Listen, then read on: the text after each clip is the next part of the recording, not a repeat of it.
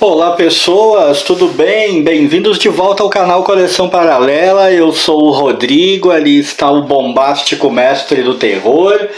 E bem-vindos ao que será a inauguração de uma maneira um pouco diferente de fazer vídeo neste canal. Não se iludam, não há nada revolucionário a oferecer aqui.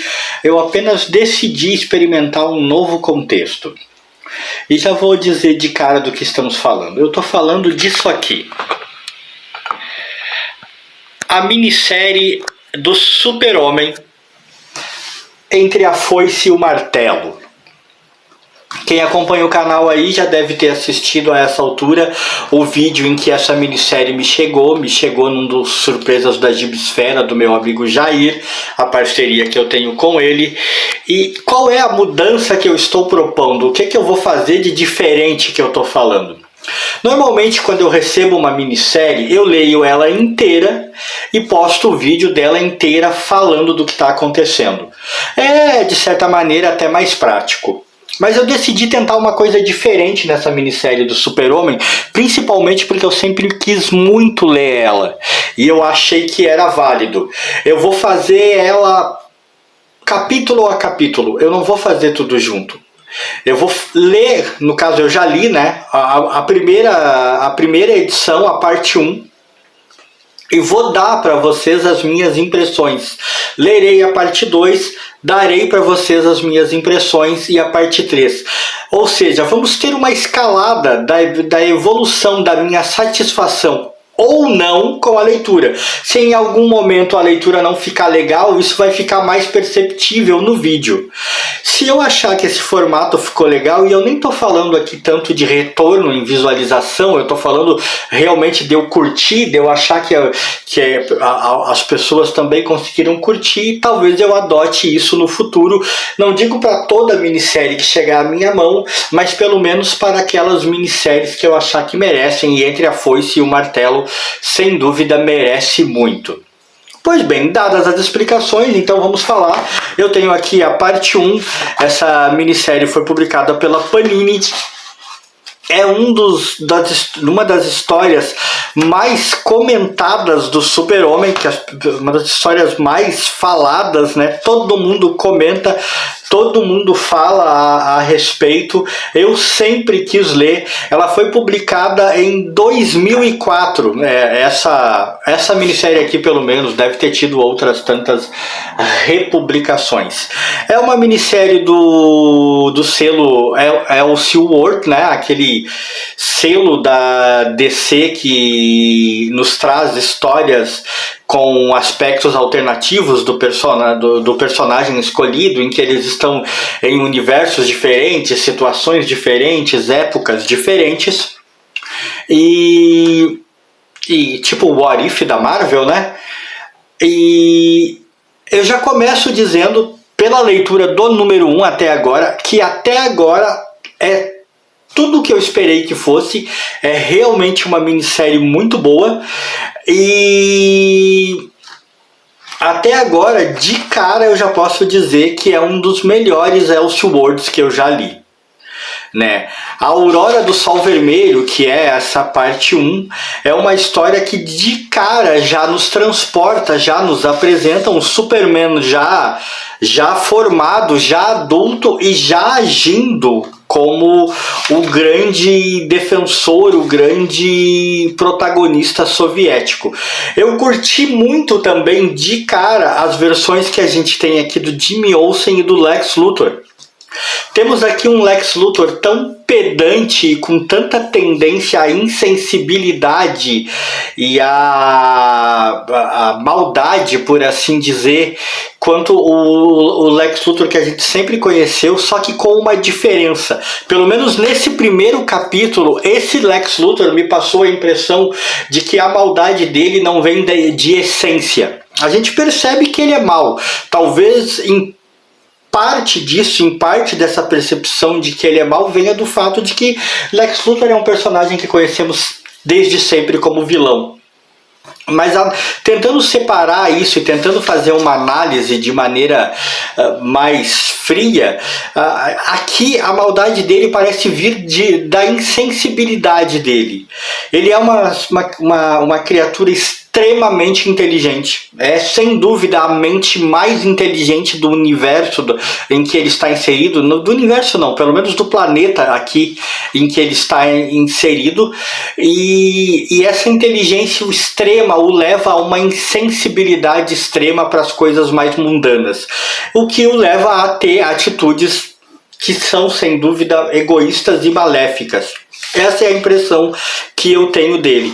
O Jimmy Olsen aqui é um agente federal, eu achei bem interessante isso.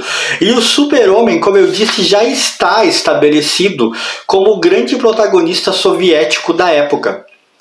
As coisas aqui acontecem em plena a Guerra Fria, né, em pleno o auge, o início da Guerra Fria, e o Super-Homem aqui presente, ele é quase tão escoteiro quanto o Super-Homem que a gente sempre conheceu. Essa impressão é que fica para mim. Ele tem todas aquelas atitudes de herói bondoso, de bonachão, preocupado com todo mundo, quanto a gente sempre conhece, mas percebe-se os traços nele da influência do comunismo na época, da influência do próprio Stalin, que é um personagem importante que aparece aqui o tempo todo na sua formação de caráter. A maneira como ele cresceu em uma fazenda coletiva soviética também está aqui inserida.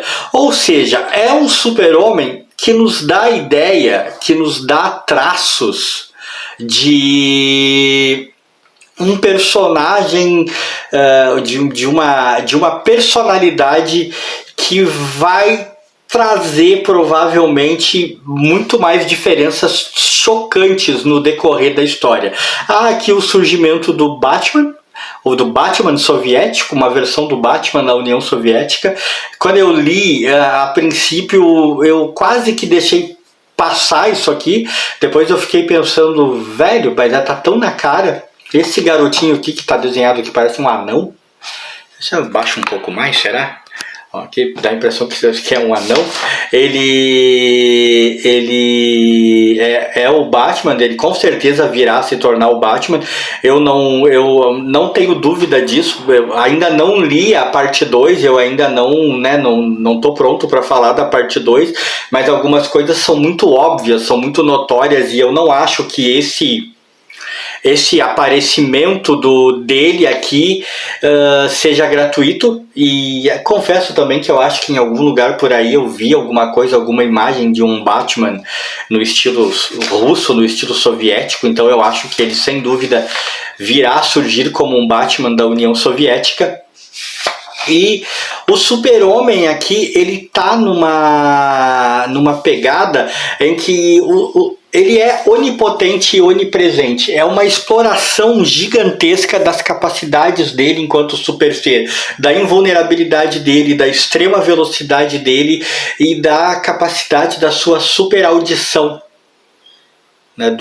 Então o Super-Homem tá na Rússia e tá ouvindo coisas que se passam nos Estados Unidos. É tipo, ele é como se fosse aquele Super-Homem dos primórdios, né, da Era de Prata, aquele Super-Homem completa e totalmente invencível, capaz de rebocar planetas. Ele é quase isso aqui. E aí um dos primeiros atos do Luthor para tentar equiparar os Estados Unidos nesse combate com a União Soviética, para tentar não perder a Guerra Fria, é criar uma espécie de super-homem alternativo. Ele cria um super ser, um clone, que é esse ser que sai com aparência monstruosa. Eu acho que seria a versão do bizarro, e inclusive ele e o Super-Homem acabam entrando em confronto. E o final é trágico, né? Primeiramente, o clone não se demonstra capaz de vencer o Super-Homem, e depois o clone ainda acaba se sacrificando para salvar o mundo de uma explosão ali.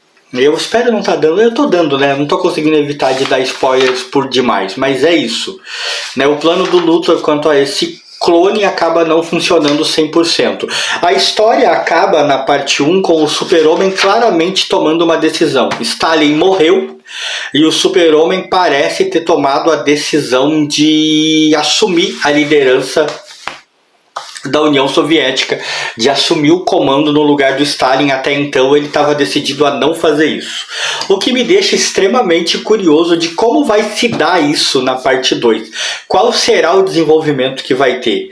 Quais são as novas artimanhas desse Luthor, que para mim é uma das melhores versões de Luthor que eu já vi, né? O que esse Super-Homem criado no viés soviético, claro, aqui tem muita coisa estereotipada, né, e tal.